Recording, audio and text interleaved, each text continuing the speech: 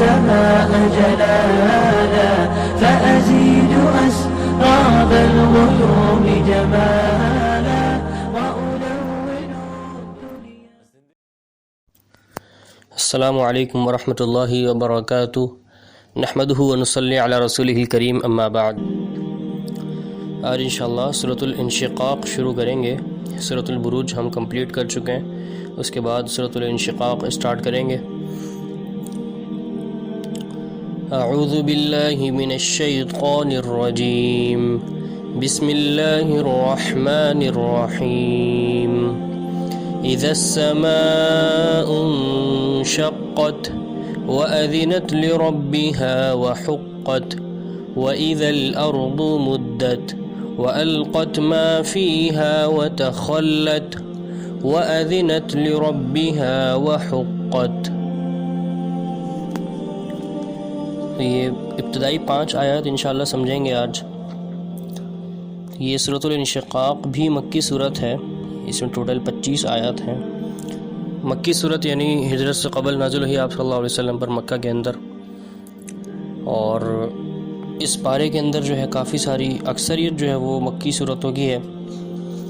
اس صورت میں اس پارے میں کافی ساری صورتیں مکہ کے اندر یعنی نازل ہوئیں، تو مضمون بھی جو ہے وہ مکہ کے حوالے سے یعنی عقیدے کے حوالے سے، توحید کے حوالے سے اللہ تعالیٰ نے ان صورتوں میں تذکرہ فرمایا. آخرت کا ایمان بڑھانے کے لیے آخرت کا تذکرہ فرمایا،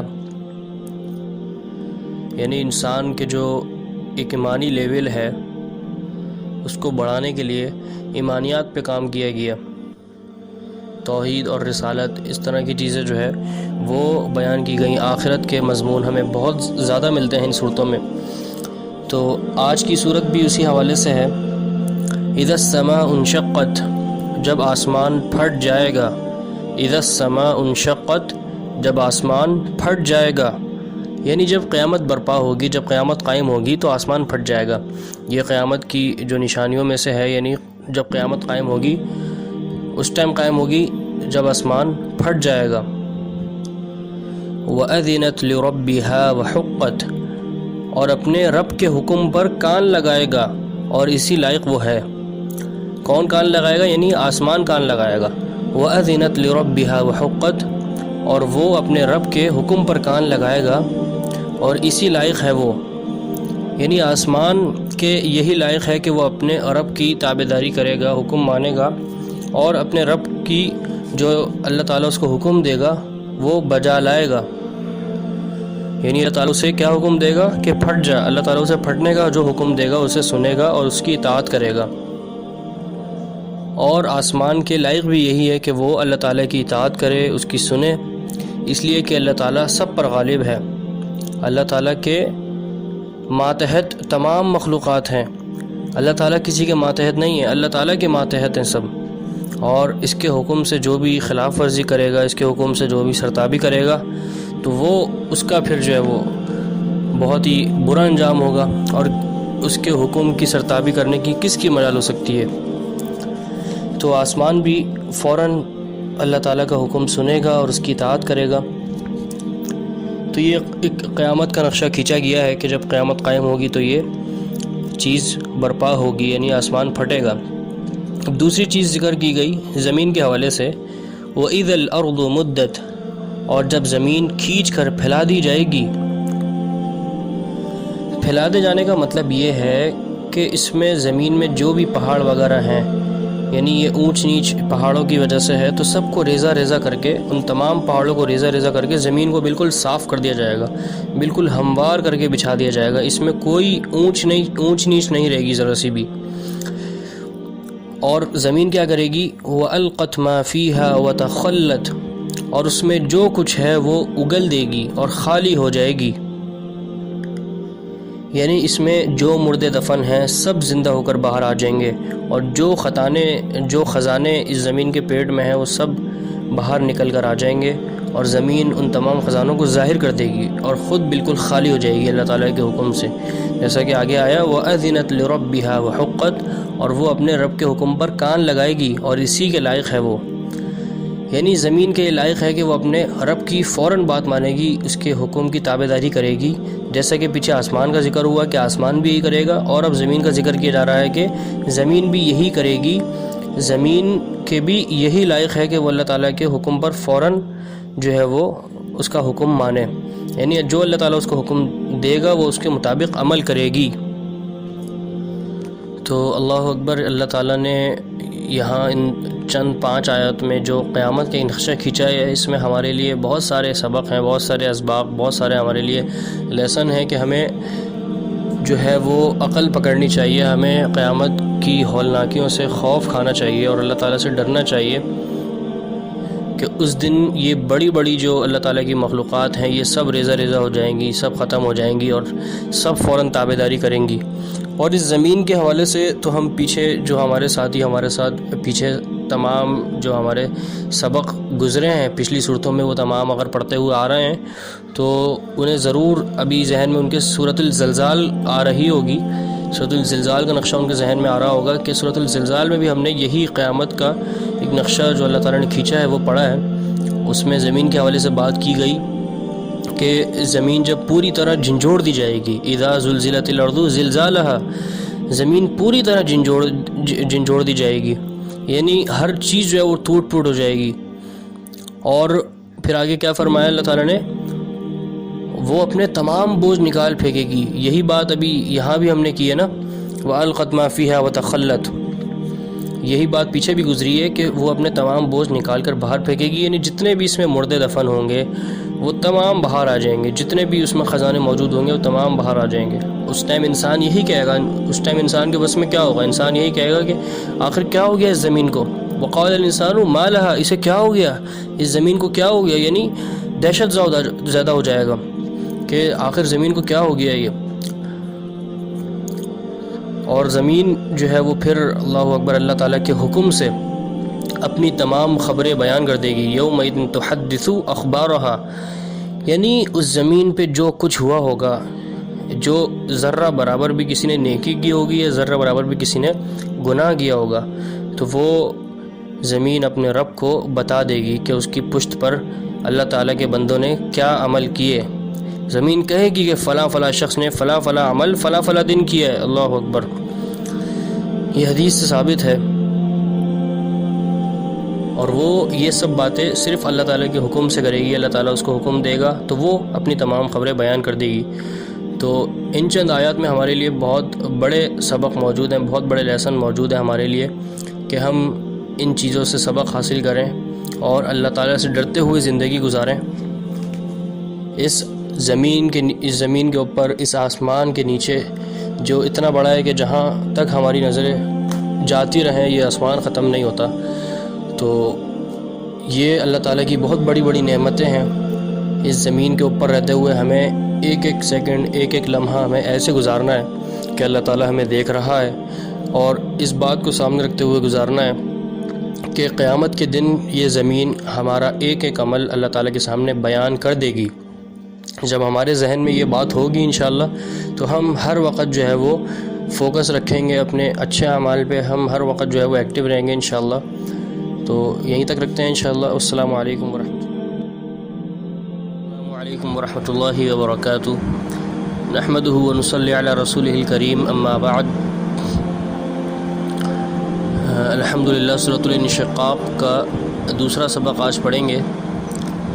پہلے سبق میں ہم شروع کی 5 آیات پڑھ چکے ہیں، انشاءاللہ اس کے آگے آج اسٹارٹ کرتے ہیں۔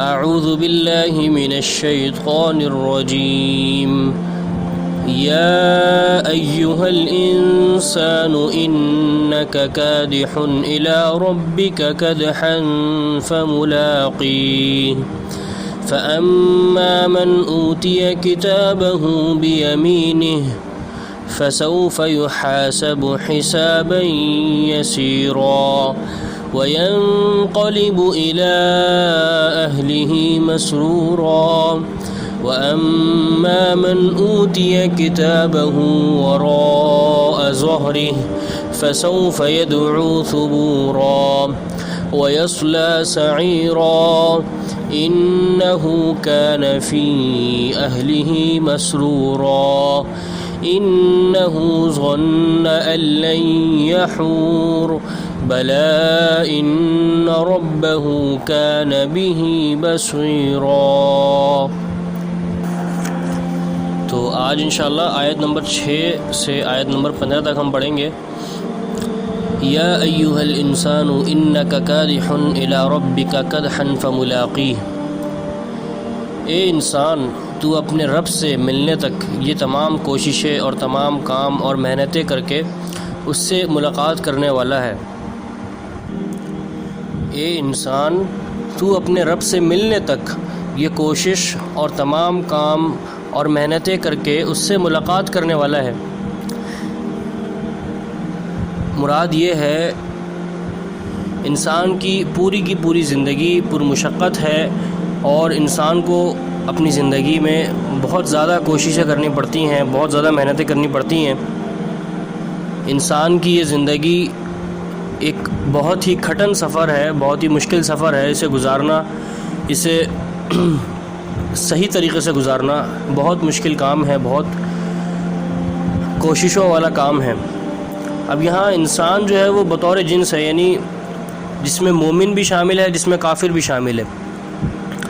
یعنی جو مومن بندہ محنت کے کاموں میں، خیر کے کاموں میں زیادہ محنت کرے گا، جو اچھے کام ہیں، جو اللہ تعالیٰ کے بتائے ہوئے کام ہیں، جو ایمان والے کام ہیں، اس میں اگر تمام کوششیں اور محنتیں کرے گا تو اس کے لیے ظاہر بدلہ بھی اچھا ہوگا۔ اگر کوئی شخص یہ کہتا ہے کہ یہ بس زندگی گزار دینے کا نام ہے، یہ زندگی جیسے کافروں نے کہا نا کہ وما یہلکنا الا الدہر نموت ونحیا، یعنی ہم بس جیتے ہیں مرتے ہیں، یہ ہمیں زمانہ ہی مار دیتا ہے۔ تو ایسے لوگ جو ہے وہ در حقیقت آخرت سے غافل ہوتے ہیں، وہم عن الآخرۃ هم غافلون۔ ایسے لوگ در حقیقت جو ہے وہ آخرت سے غافل ہوتے ہیں، اس لیے انہیں ایسے لوگوں کو اس زندگی کا جو بھی خاص مقصد ہے وہ بھی نظر نہیں آ رہا ہوتا۔ بہرحال اس آیت سے ہمیں یہ پتہ چلا کہ انسان کی زندگی ایک کٹن سفر ہے، ایک مشکل سفر ہے۔ اس کو اتنا ہلکا، اتنا آسان نہیں لینا چاہیے۔ اس کو اللہ تعالیٰ کی تابعداری میں، اللہ تعالیٰ کی رضا میں گزارنے کے لیے انسان کو بڑا صبر کرنا پڑتا ہے، اپنے نفس کے خلاف صبر کرنا پڑتا ہے، شیطان کے خلاف صبر کرنا پڑتا ہے۔ بہت سی جگہوں پہ اس کو اپنے نفس کی نہیں سننی پڑتی، اپنے نفس کو ریجیکٹ کر کے اپنے اللہ تعالیٰ کی بات ماننی ہوتی ہے۔ تو اس کے لیے انسان کو بہت سی کوششیں کرنی پڑتی ہیں، بہت محنتیں کرنی پڑتی ہیں، اس کے بعد جا کے انسان جو ہے ایک نیک عمل کر پاتا ہے۔ پھر آیا فَأَمَّا مَنْ أُوتِيَ كِتَابَهُ بِيَمِينِهِ فَسَوْفَ يُحَاسَبُ حِسَابًا يَسِيرًا۔ تو اس فَأَمَّا مَنْ أُوتِيَ كِتَابَهُ بِيَمِينِهِ، تو اس وقت جس شخص کے داہنے ہاتھ میں نامہ اعمال دیا جائے گا، تو اس وقت جس شخص کے داہنے ہاتھ میں یعنی سیدھے ہاتھ میں اعمال نامہ دیا جائے گا، تو اس کے ساتھ کیا ہوگا؟ فَسَوْفَ يُحَاسَبُ حِسَابًا يَسِيرًا، تو اس کا حساب تو بڑی آسانی سے لے لیا جائے گا۔ یعنی قیامت کے دن جس شخص کے بھی سیدھے ہاتھ میں اس کا اعمال نامہ دیا جائے گا، جو اس نے کارنامے، جو اعمال اس نے دنیا بھر میں کیے ہوں گے، اس کی رپورٹ، اس کا رزلٹ اس کے اگر سیدھے ہاتھ میں دیا جائے گا تو اس کا حساب بڑی آسانی سے لیا جائے گا۔ آسان حساب یہ ہے کہ مومن کا اعمال نامہ پیش ہوگا، یعنی مومن کو بھی اس کے اعمال دکھائے جائیں گے، اس کی غلطیاں بھی اس کے سامنے لائی جائیں گی، پھر اللہ تعالیٰ اپنی رحمت اور فضل و کرم سے انہیں معاف فرما دے گا۔ ایک حدیث میں آتا ہے نا کہ حضرت عائشہ فرماتی ہیں کہ رسول اللہ صلی اللہ علیہ وسلم نے فرمایا کہ جس شخص کا حساب لیا گیا وہ ہلاک ہو گیا۔ تو حضرت عائشہ کہتی ہیں کہ میں نے کہا اے رسول اللہ، اے اللہ کے رسول، اللہ مجھے آپ پر قربان کرے، کیا اللہ تعالیٰ نے یہ نہیں فرمایا کہ جس کے دائیں ہاتھ میں نامہ اعمال دیا گیا اس کا حساب آسان ہوگا؟ یعنی حضرت عائشہ کا مطلب یہ تھا کہ اس آیت کی روح سے حساب تو مومن کا بھی ہوگا، لیکن وہ ہلاکت سے دو چار نہیں ہوگا، وہ ہلاکت سے بچا لیا جائے گا۔ تو آپ صلی اللہ علیہ وسلم نے وضاحت فرما دی کہ یہ تو پیشی ہے، یعنی مومن کے ساتھ معاملہ شدید حساب کا نہیں ہوگا، ایک سرسری سی پیشی ہوگی۔ مومن رب کے سامنے پیش کیے جائیں گے، جو اللہ تعالیٰ کے نیک بندے ہوں گے، جو وہ افراد جنہوں نے اللہ تعالیٰ کے حکم کے مطابق پوری زندگی گزاری ہوگی دنیا میں، تو وہ اپنے رب کے سامنے پیش تو کیے جائیں گے، لیکن سرسری سی ایک پیشی ہوگی۔ پھر اللہ تعالیٰ جو ان کی ذرا سی غلطیاں لغزشیں ہوں گی اللہ تعالیٰ انہیں معاف فرما دے گا اور انہیں جنت میں داخل فرما دے گا۔ لیکن وہ شخص جس کا مناقشہ ہوا یعنی صحیح طریقے سے پوچھ گچھ ہو گئی تو وہ شخص مارا گیا۔ ایک اور روایت میں یہ جو آپ کے سامنے حدیث بیان کی گئی، یہ صحیح بخاری کی حدیث ہے، اس کا حدیث نمبر ہے 4939۔ اور ایک اور روایت میں حضرت عائشہ رضی اللہ عنہ فرماتی ہیں کہ نبی کریم صلی اللہ علیہ وسلم اپنی بعض نماز میں یہ دعا پڑھتے تھے، اللہم حاسبنی حسابا یسیرا، اے اللہ میرا حساب آسان فرمانا، یعنی اے اللہ میرا حساب آسان فرما۔ جو قیامت کا حساب و کتاب ہوگا تو نماز سے فراغت کے بعد حضرت عائشہ فرماتی ہیں کہ میں نے پوچھا حساب یسیر یعنی آسان حساب کا کیا مطلب ہے؟ تو آپ صلی اللہ علیہ وسلم نے فرمایا کہ اللہ تعالیٰ اس کا اعمال نامہ دیکھے گا اور پھر اسے معاف فرما دے گا۔ یہ مسند احمد کی روایت ہے۔ یعنی اس دعا سے ہمیں یہ پتہ چلا کہ اللہ تعالیٰ مومنین جو اس کے خاص نیک بندے ہوں گے ان کا نامہ اعمال تو دیکھے گا، لیکن پھر انہیں اپنے فضل و کرم سے رحمت سے معاف فرما دے گا۔ تو یہ دعا بھی ہمیں کثرت سے پڑھنی چاہیے، اللہم حاسبنی حسابا یسیرا، اے اللہ تعالیٰ ہمارا حساب آسان فرمانا۔ تو اللہ تعالیٰ سے دعا ہے کہ اللہ تعالیٰ ہمارا شمار بھی ان افراد میں کر دے کہ جن کے سیدھے ہاتھ میں ان کا نامہ اعمال دیا جائے گا اور ان کا آسان حساب ہوگا، یعنی اللہ تعالیٰ ان کو درگزر فرما کے معاف فرما کے ان کو جنت میں داخل فرما دے گا۔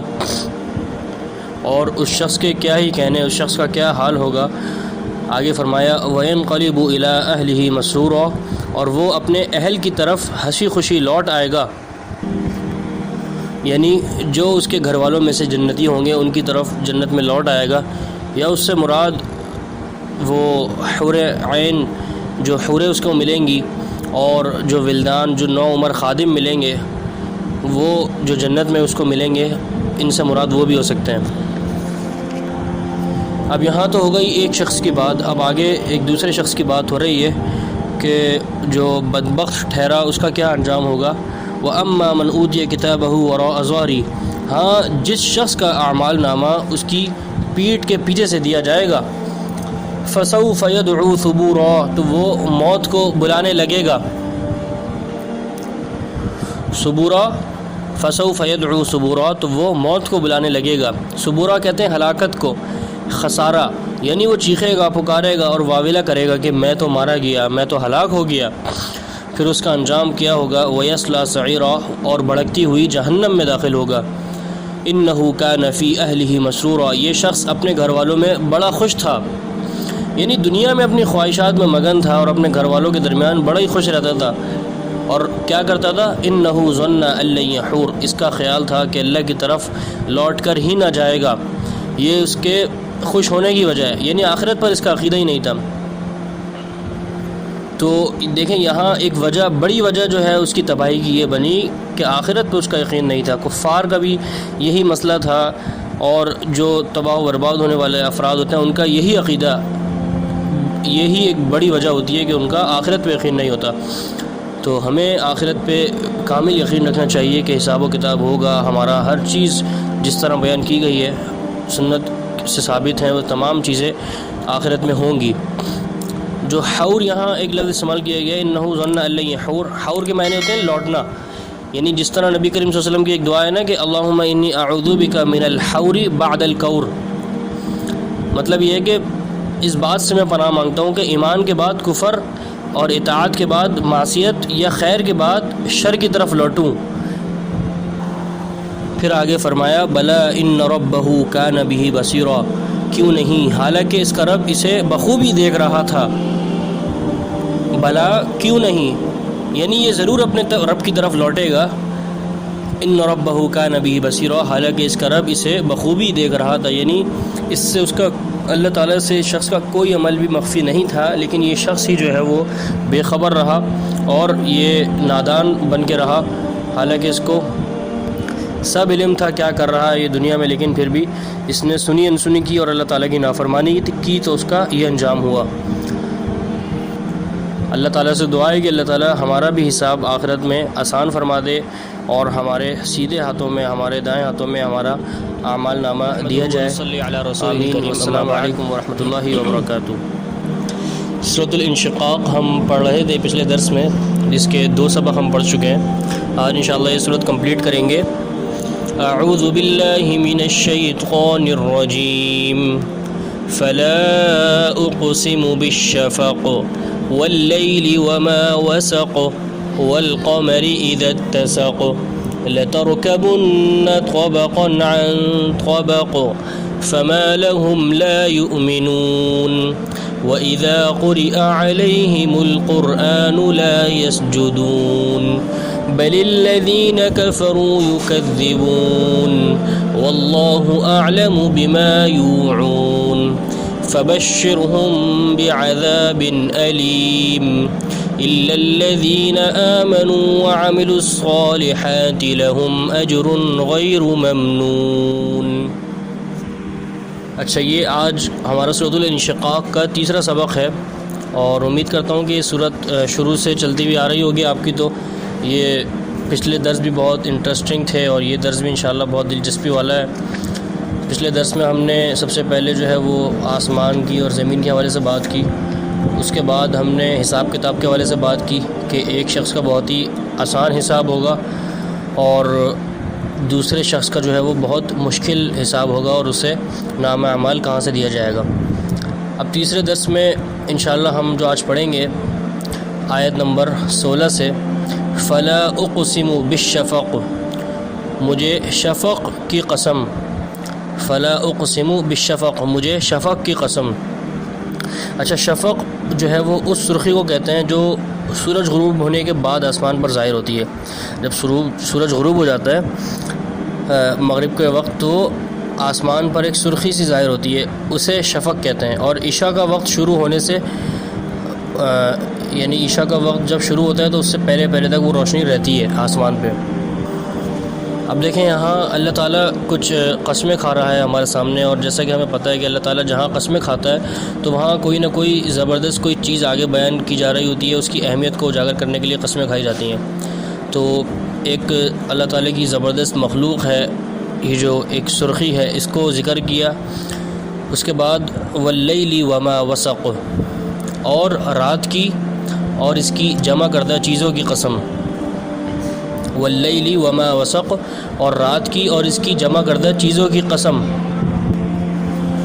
یعنی جو رات کا ایک اللہ تعالیٰ نے نظام بنایا ہے، اور رات میں ہوتا یہ ہے کہ ہر طرف اندھیرا چھا جاتا ہے، تو ہر چیز جو ہے وہ اپنے مسکن کی طرف، یعنی جو اس کے جہاں وہ رہتی ہے، اس کا جہاں اس کو سکون ملتا ہے، وہ وہاں چیز اپنی جگہ پہ واپس آ جاتی ہے اور وہ وہاں جمع ہو جاتی ہے. یعنی کہ تو ان تمام چیزوں کی اللہ تعالیٰ نے قسم کھائی. اور آگے فرمایا والقمر اذا اتسق، اور چاند کی جب کہ وہ کامل ہو جاتا ہے. یعنی وہی معنی آ رہا ہے کہ اور چاند کی قسم جب کہ وہ کامل ہو جاتا ہے. یعنی جب چاند مکمل ہو جاتا ہے نا، جیسے وہ 13ویں رات جو 13ویں تاریخ ہوتی ہے چاند کی، اس کی رات سے لے کے 16ویں تاریخ کی رات تک جو ہے وہ چاند مکمل رہتا ہے. اب دیکھیں ان 3 آیات میں اللہ تعالیٰ نے قسمیں کھائیں کچھ چیزوں کی. اب جو قسمیں کھانے کے بعد اصل چیز بتلائی جا رہی ہوتی ہے اور اصل چیز کی طرف اشارہ کیا جا رہا ہوتا ہے کہ اس چیز کی اہمیت کو سمجھو، تو وہ چیز اگلی آیت میں آ رہی ہے کہ لَتَرْكَبُنَّ طَبَقًا عَنْ طَبَقٍ، یقیناً تم ایک حالت سے دوسری حالت پر پہنچو گے. یقیناً تم ایک حالت سے دوسری حالت پر پہنچو گے. اچھا، طبق ان کے جو اصل معنی ہیں نا وہ شدت کے ہیں. یہاں مراد وہ تکالیف اور وہ شدائد ہیں جو قیامت والے دن واقع ہوں گے. یعنی اس روز، یعنی قیامت والے دن ایک سے بڑھ کر ایک حالت طاری ہوگی.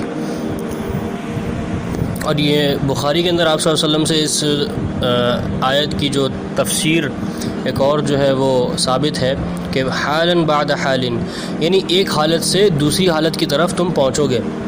یعنی مٹی سے، اور یعنی اس زندگی میں انسان یہی چل رہا ہوتا ہے نا، ایک حالت سے دوسری حالت میں منتقل ہو رہا ہوتا ہے. سب سے پہلے انسان مٹی ہوتا ہے، پھر مٹی سے ایک نطفہ یعنی ایک قطرے کی شکل میں ہوتا ہے، پھر وہ ماں کے پیٹ میں جو کئی حالتوں میں ہوتا ہے، پھر اس کے بعد پیدائش کا اس کا ایک مرحلہ ہوتا ہے، ایک حالت ہوتی ہے. اس کے بعد پھر بچپن ہوتا ہے، پھر جوانی ہوتی ہے، پھر بڑھاپا ہوتا ہے، پھر غم ہے، کہیں خوشی ہے، پھر کیا کہتے ہیں زندگی ہے، موت ہے. تو یہ تمام جو مراحل ہیں، کہیں فقر ہے، کہیں غنا ہے، تو یہ سارے مرحلے ہیں نا، حالتیں ہیں، ایک حالت سے دوسری حالت پر پہنچو گے، تو اس سے مراد یہی ہے کہ تمام حالتیں مراد ہیں۔ پھر آگے فرمایا فما لہم لا یؤمنون، انہیں کیا ہو گیا کہ ایمان نہیں لاتے۔ اب اللہ تعالیٰ نے جو پچھلی آیت میں ذکر کیا کہ تمام حالتیں، یعنی ایک حالت سے دوسری حالت پر تم پہنچتے رہو گے، اب اس اتنی بڑی بات کے بعد پھر ان سے ایک تعجب والا ایک سوالیہ ایک انداز ہے کہ انہیں کیا ہو گیا کہ ایمان نہیں لاتے، کہ جب یہ مستقل جو ہے وہ پوری زندگی میں ایک حالت سے دوسری حالت کی طرف پہنچ رہے ہیں اور ادھر سے ادھر منتقل ہو رہے ہیں، تو پھر انہیں اس بات پر یقین کیوں نہیں کہ زندگی کے بعد موت بھی ہے اور موت کے بعد ایک اور زندگی ہے، یعنی ایک دوسری حالت میں ہم منتقل ہو جائیں گے۔ یعنی تو پھر ان کو یہ ضد کیوں ہے کہ ہم مر کر صرف اسی حال میں رہیں گے، ہم دوبارہ زندہ نہیں ہوں گے؟ نہیں، ایسا نہیں ہے، دوبارہ یہ زندہ ہوں گے ضرور۔ پھر آگے فرمایا وَإِذَا قُرِئَ عَلَيْهِمُ الْقُرْآنُ لَا يَسْجُدُونَ، اور جب ان کے پاس قرآن پڑھا جاتا ہے تو سجدہ نہیں کرتے۔ یعنی یہاں ان کافروں کی، جنہوں نے تکذیب کی اللہ تعالیٰ کے دین کی، ان کی بات ہو رہی ہے کہ جب ان کے سامنے قرآن پڑھا جاتا ہے تو سجدہ نہیں کرتے، یعنی اس کو تسلیم نہیں کرتے۔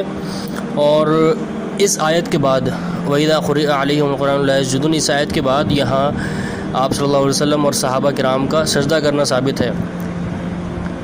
یہ سجدہ تلاوت کہلاتا ہے، احادیث سے ثابت ہے۔ یہاں آپ صلی اللہ علیہ وسلم اور صحابہ کرام نے سجدہ کیا، نماز کی حالت میں بھی، اور اس کے علاوہ جب یہ قرآن ہم پڑھ رہے ہوں تو اس ٹائم بھی جب اس آیت پہ پہنچیں، اس آیت کو پڑھ کے ایک سجدہ کر لیں ہم۔ اور جو سجدے میں ہم دعا پڑھتے ہیں وہ میں انشاءاللہ آپ کو تصویر بھیج رہا ہوں نیچے، اس میں 2 دعائیں ہیں، اس میں سے آپ کوئی بھی دعا پڑھ سکتے ہیں۔ نماز میں ہم قرات کرتے ہیں، اس میں بھی یہ آیت پہ جب ہم پہنچیں تو ہم سجدہ کریں، ایک سجدہ کریں اور یہ دعا پڑھیں اور پھر اٹھ جائیں۔ اور جب کیا کہتے ہیں ویسے ہی عام قرات کر رہے ہوں تو اس ٹائم بھی سجدہ کریں، سنت سے ثابت ہے۔ پھر آگے فرمایا بل الذین کفروا یکذبون، بلکہ جنہوں نے کفر کیا وہ جھٹلا رہے ہیں۔ یعنی جو جھٹلا رہے ہیں وہ لوگ وہ ہیں جنہوں نے کفر کیا، حالانکہ ان کو چاہیے تھا کہ ایمان لے آتے اللہ تعالیٰ کے دین پہ، لیکن یہ جھٹلا رہے ہیں اللہ تعالیٰ کے دین کو۔ واللہ اعلم بما یوعون، اور اللہ تعالیٰ خوب جانتا ہے جو کچھ یہ دلوں میں رکھتے ہیں۔ یعنی یہ جو اللہ تعالیٰ کا دین جھٹلاتے ہیں، یا جو اعمال چھپ چھپ کر رہے ہیں، اللہ تعالیٰ ان کے تمام اعمال کو خوب جانتا ہے۔ فبشرہم بعذاب علیم، انہیں خطرناک المناک عذابوں کی خوشخبری سنا دو۔ اب یہاں ایک تنزیہ، ایک انداز ہے کہ خوشخبری سنا دو۔ خوشخبری تو بھائی اچھی چیز کی سنائی جاتی ہے، لیکن یہاں عذاب کی خوشخبری سنا دو، یعنی ایسے لوگوں کا ایسا برا حال ہوگا کہ انہیں خوشخبریاں عذاب کی سنائی دی جائیں گی۔ انہیں خوشخبری سنا دو عذابوں کی، المناک عذابوں کی، کہ جنہوں نے اللہ تعالیٰ کے دین کا انکار کیا، کفر کیا اور اللہ تعالیٰ کے دین کی تکذیب کی، حق کو نہیں مانا، حق کو تسلیم نہیں کیا، تو ان کا یہی انجام ہوگا۔ پھر آگے اب اچھے لوگوں کا ذکر کیا جا رہا ہے کہ الا الذین آمنوا وعملوا الصالحات لهم اجر غیر ممنون، ہاں ایمان والوں اور نیک اعمال والوں کو بے شمار اور نہ ختم ہونے والا اجر ہے۔ یعنی جو لوگ ایمان لائے اللہ تعالیٰ پر اور جنہوں نے اچھے اعمال کیے تو ان کے لیے بے شمار اجر ہے، نہ ختم ہونے والا، یعنی انکاؤنٹیبل، جس کی کوئی گنتی نہیں ہے اور وہ ختم ہی نہیں ہوگا، وہ چلتا رہے گا اللہ تعالیٰ کے ہاں۔ اللہ تعالیٰ ہی جانتا ہے کہ اس کی کتنی مقدار ہے، کتنی گنتی ہے، وہ نہ ختم ہونے والا اجر ہے۔ تو